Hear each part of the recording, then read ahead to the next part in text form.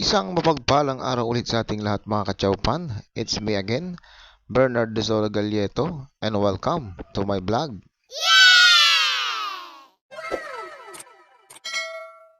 Today's video mga kachaupan na isa na naman pong menu ang ating lulutuin na pwedeng maging ulam at syempre pwedeng maging pulutan. At tiyak magugustuhan ito ng buong tropa at syempre ng buong pamilya. Kaya tara, simulan na nating lutuin ito. Painitin natin kagad ang mantika. Igisa ang luya.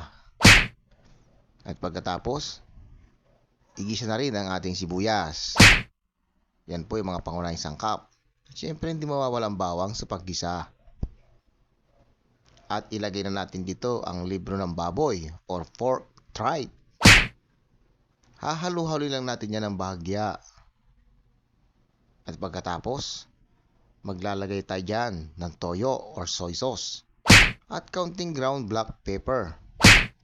MSG or bitchin, optional lang yan mga kachaupan. Haluin lang ng bahagya. At pagkatapos ay maglalagay tayo ng kaunting tubig bilang pangsabaw. Huwag kayong mag-alala mga kachaupan dahil yung ating libro or pork stripe ay napakakunat niyan. Ay pinalambot ko na po yan ng bonggang-bongga bago natin igisa. Hahaluin lang natin yan ng bahagya. Ayan mga kachaupan. Naglagay ako dito mga kachaupan ng kaunting oyster sauce at saka Knorr seasoning bilang pampadagdag lasa at ang siling labuyo.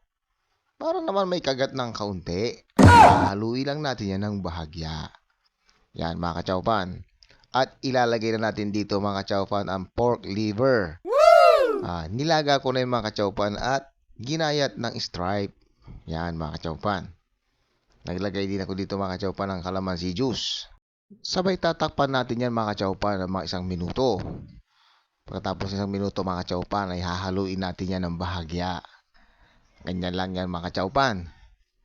Naglagay ako dito mga kachaupan ng brown sugar at saka yung annatto powder. Pampagdag kulay at lasa.